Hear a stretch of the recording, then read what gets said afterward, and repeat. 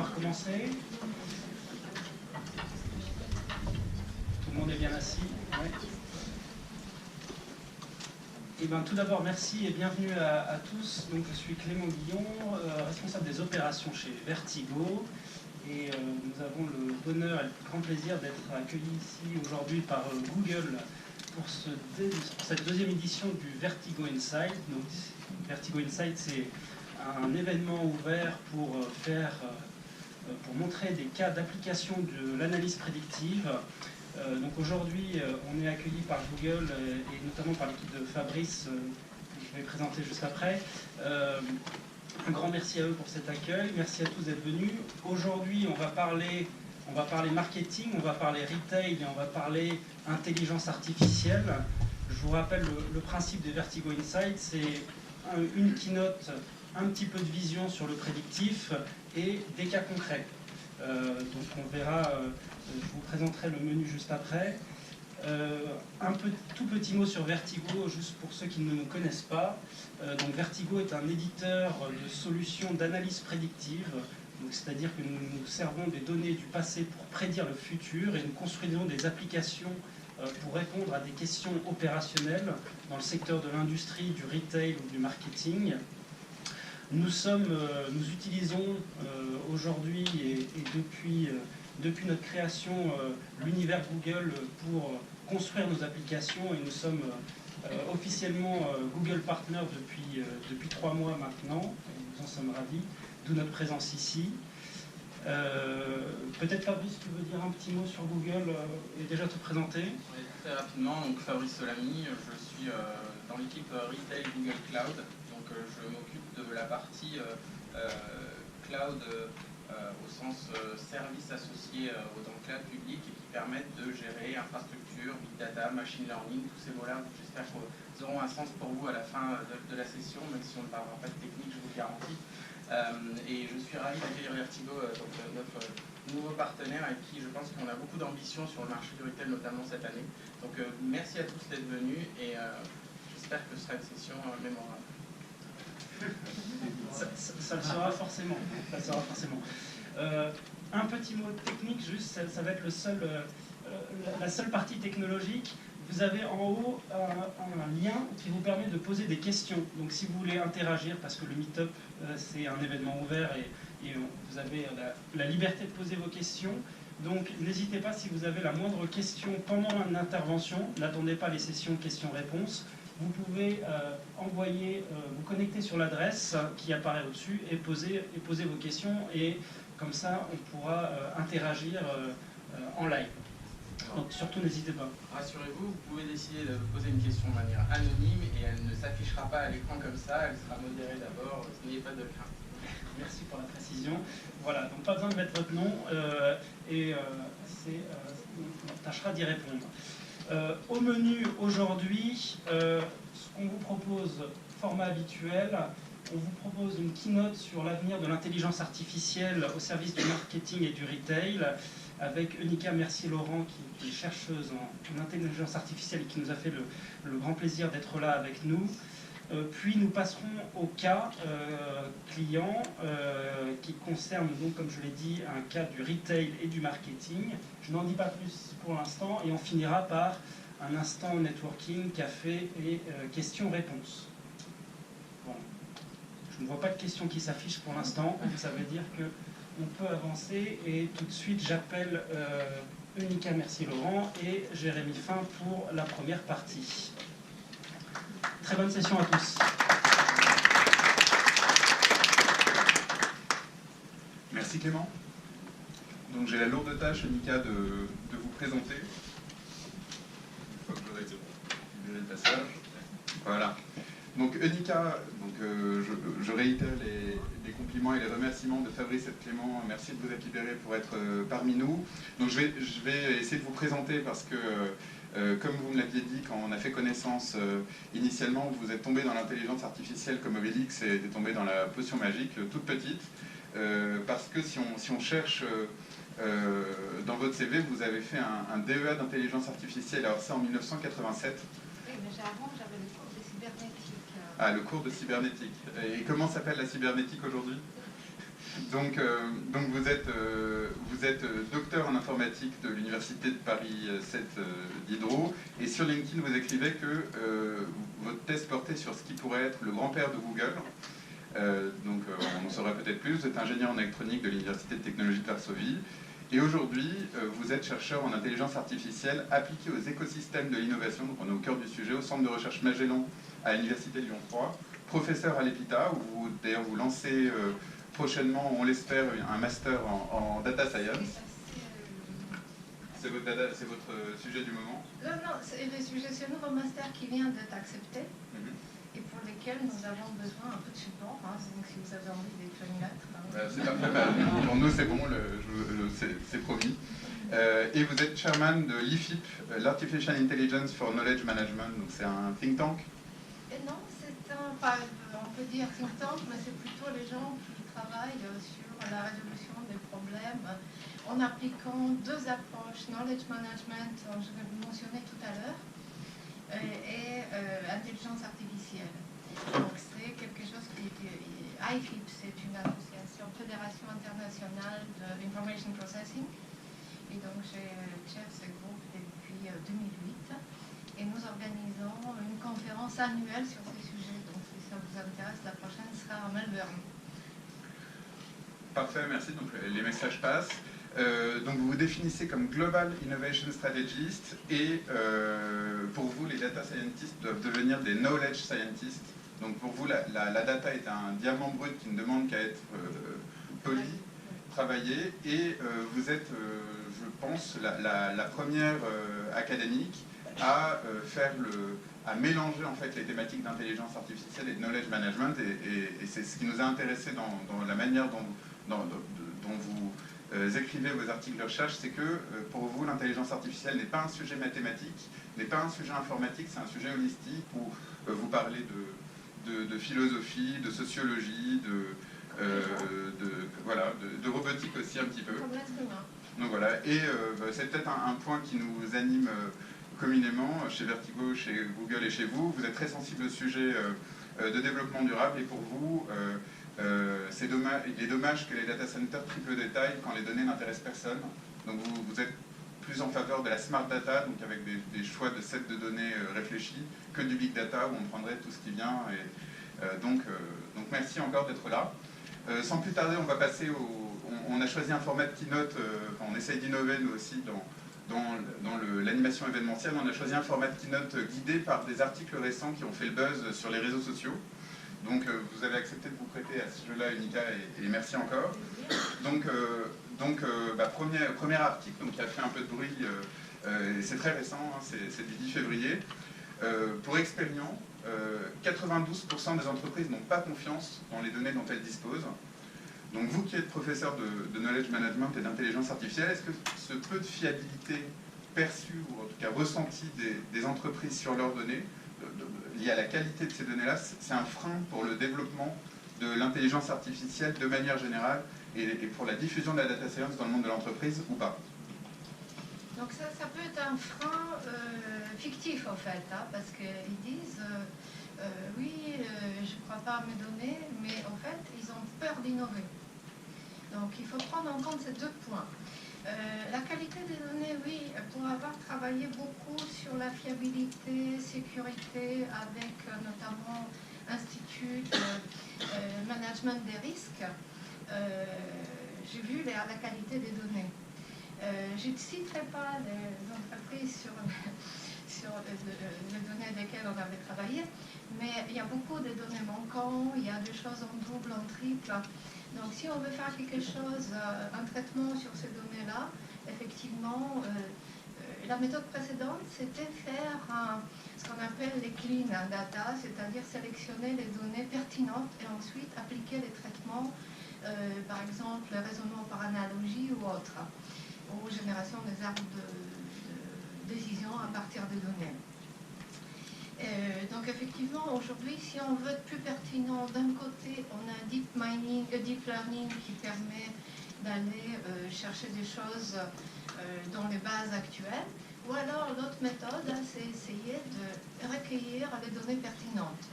Et donc par rapport au contraire, par l'approche des données, dans l'approche données, qu'est-ce qu'on fait? On collecte les données et ensuite on les analyse. Dans l'approche connaissance, on réfléchit, qu'est-ce qu'on a besoin, qu'est-ce qu'on veut obtenir de ces données, quelles données on a besoin. Donc c'est plus l'approche résolution de problème que collecte des données. Et ensuite, on est presque sûr d'avoir les données pertinentes et avoir des résultats probants de cette analyse. Donc c'est pour ça, knowledge scientist, c'est quelqu'un que peut être en même temps appelé jardinier de la connaissance et qui s'amuse à gérer les connaissances plutôt que les données. Merci. Les données, ça fait partie des flux des connaissances. Voilà, donc c'est ça, donc ça rejoint. Impeccable. Pour les questions, vous connaissez le lien. Donc on va passer à... Donc pour vous, finalement, peu importe la qualité des données, si on pose le problème dans le bon sens, comme une question à résoudre, on s'en sort en général. Il y a même un livre qui était Ask the Right Question. C'est la même chose avec les données. Il faut poser des bonnes questions. Alors je vous remercie justement, je vais essayer d'appliquer votre conseil. Il y a un article dans Data Science Central, toujours la semaine dernière, qui est sorti et qui dit finalement, peu importe que l'on choisisse les bons algorithmes, parce que ce qui fait la qualité des résultats en analyse prédictive, c'est la capacité à traiter des gros volumes de données. Donc déjà, vous en tant qu'universitaire, est-ce que vous êtes d'accord? Et finalement, à l'heure de l'open data, des réseaux sociaux, de l'économie des API, est-ce que c'est une condition suffisante à la généralisation de l'intelligence artificielle, que justement il y a un tel foisonnement de données et que les algorithmes, finalement, les chercheurs s'accordent pour dire qu'ils comptent si peu? Est-ce que c'est pas finalement le début de la révolution? Il faut voir un peu l'histoire de l'intelligence artificielle, parce qu'en fait, la première vague d'intelligence artificielle, c'était pour construire une machine aussi intelligente que l'homme. Évidemment, on n'est pas réussi. Deuxième vague, elle est arrivée avec knowledge management dans les années 90. On a eu des outils, on a fait des choses. Et on s'est aperçu que la puissance des machines n'est pas suffisante.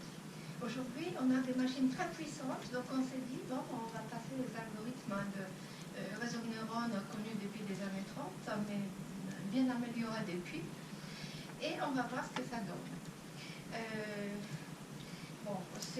Vu l'expérience de l'Institut de sûreté des fonctionnements, les statisticiens ont toujours fait parler les données.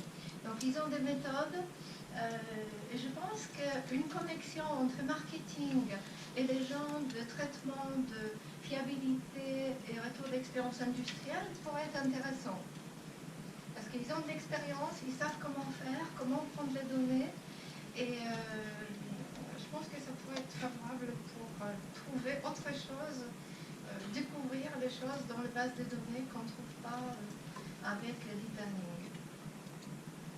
Ok, super. Et pour faire le lien avec le sujet du jour, donc on va parler marketing technologie, on va parler data et marketing et transformation des parcours clients grâce aux données marketing. Est-ce que dans votre quotidien de chercheuse, d'accompagnatrice de démarches de transformation,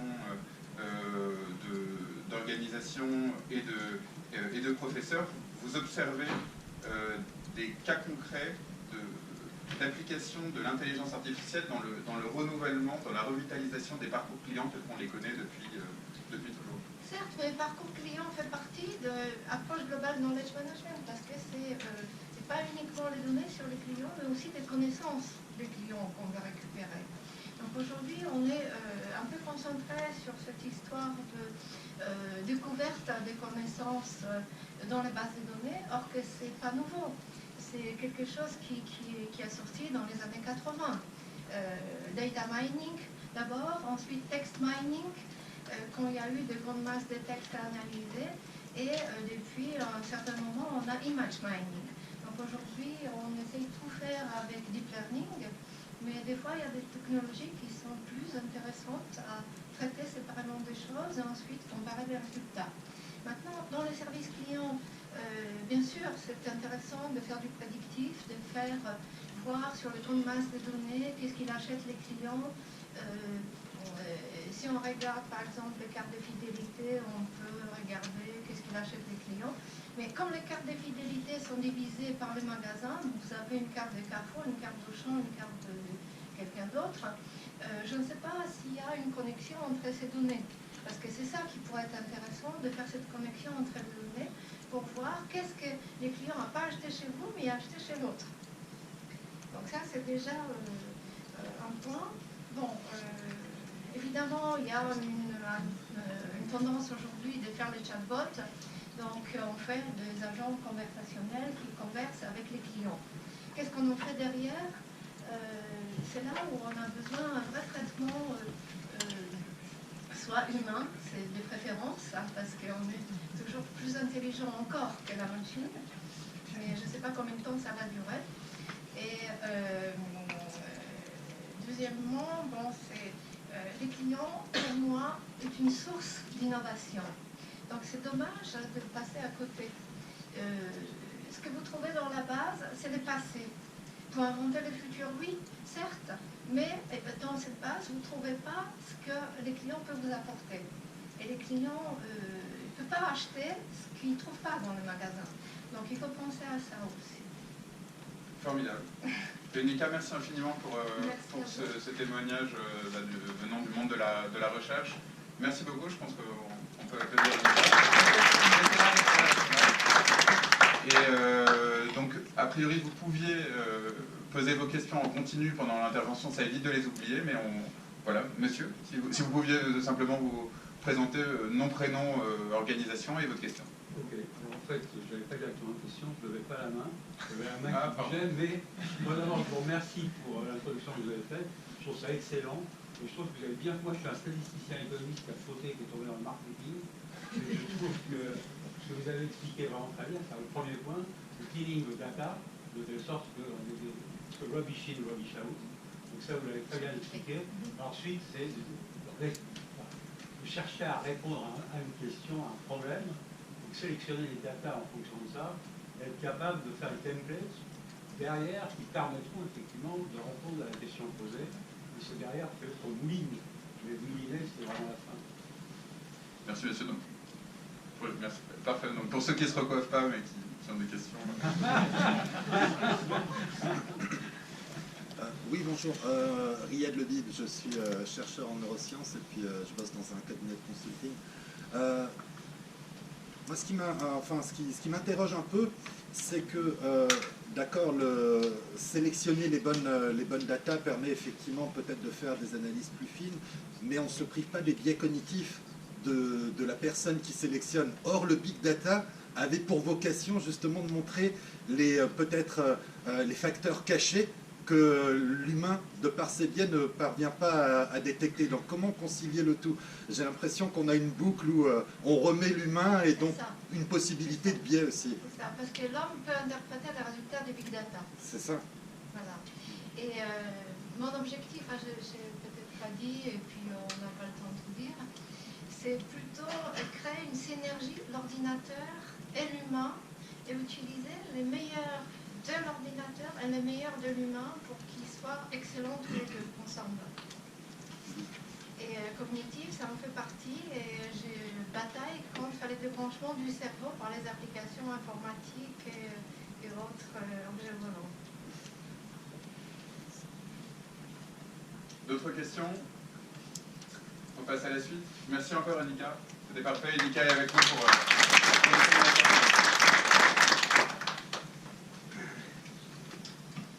Merci Nika, merci Jérémy pour ce temps de keynote. On va passer à la suite. Après la vision, on passe au concret. Donc, vous avez tous compris que l'intelligence artificielle va apporter un certain nombre de réponses dans un certain nombre de domaines. On va s'intéresser aujourd'hui au cas du retail et d'action marketing, plus particulièrement, et d'optimisation de parcours client. Donc s'il y a bien un domaine qui brasse de la donnée, évidemment, c'est le retail, avec chaque jour la liste de tous les achats, de tous les paniers, des comportements de consommateurs. Donc on s'est intéressé, Vertigo, en partenariat avec GoldenEyes, un prestataire de CRM, à l'optimisation et à la transformation d'un processus du système de caisse notamment, et on s'est intéressé tout particulièrement à ce qu'on pouvait faire des données issues des tickets de caisse. Donc pour ce faire, j'appelle Cyril Peixoto de GoldenEyes et Rupert Chisel, directeur produit chez Vertigo. Merci Clément. Bonjour à tous. Donc je m'appelle Rupert Chisel, je m'occupe des produits chez Vertigo. Donc on a essayé de trouver un cas qui est le moins technique possible et qui montre vraiment en même temps les capacités qu'on a avec les ressources qu'on utilise, les ressources techniques, en l'occurrence on prend chez Google, et les ressources en termes de calcul que nous offrent les technologies de l'intelligence artificielle.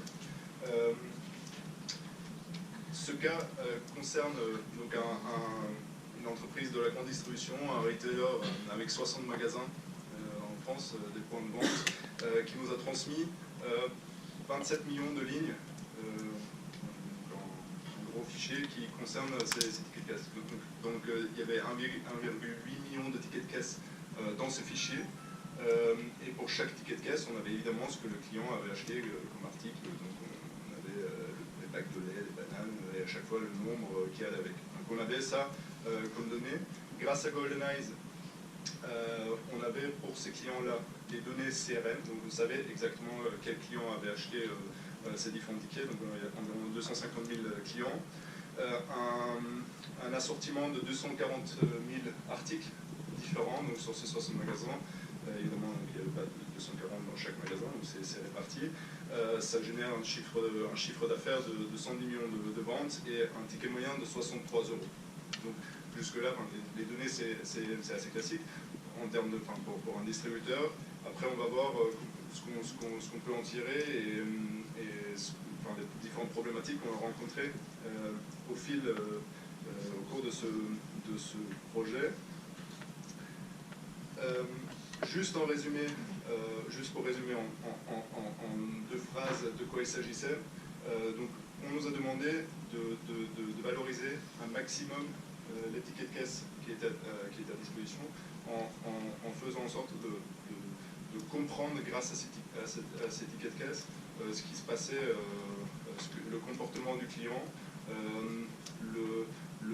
être capable de cibler mieux un client, de lui proposer des offres plus pertinentes pendant son passage dans le magasin et avant ou après.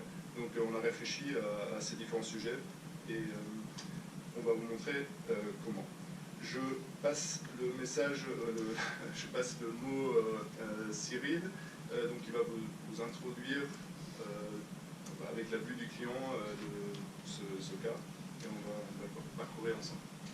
Pour me présenter, donc, je suis Cyril Peixoto, directeur data mining de GoldenEyes. GoldenEyes, c'est un prestataire de services CRM, éditeur également d'une solution logicielle pour piloter son CRM. On travaille depuis 20 ans exclusivement pour des retailers, distribution spécialisée, distribution alimentaire. Donc là, effectivement, c'est un cas qu'on a soumis à Vertigo. Donc moi-même, je suis data miner, donc on analyse la donnée et depuis de nombreuses années, mais sur un cas comme celui-ci, on va rentrer dans le détail après, d'analyse des tickets de caisse, effectivement, les volumes de tickets sont monstrueux, surtout, on va avoir besoin à un moment donné de raccorder l'utilisation à l'analyse. C'est-à-dire que, vous parliez tout à l'heure, je me suis réconcilié avec le marketing.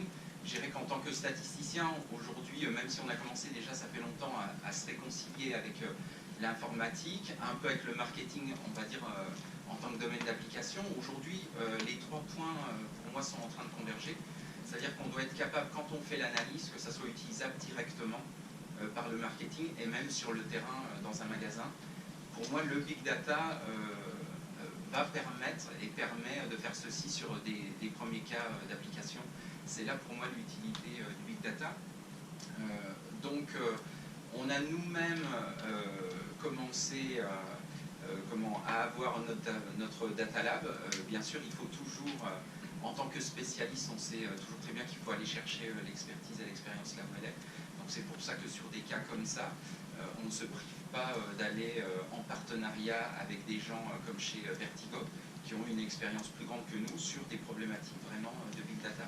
Alors bien sûr, GoldenEye par rapport à ça, on est des experts du CRM, je dirais même des experts des retailers, parce que les retailers ont leur propre culture, une culture forte qui n'est pas forcément celle d'ailleurs du marketing client.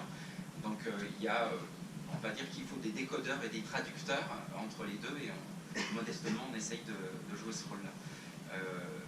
La question, alors notre chercheuse qui faisait l'introduction tout à l'heure citait des dates comme ça.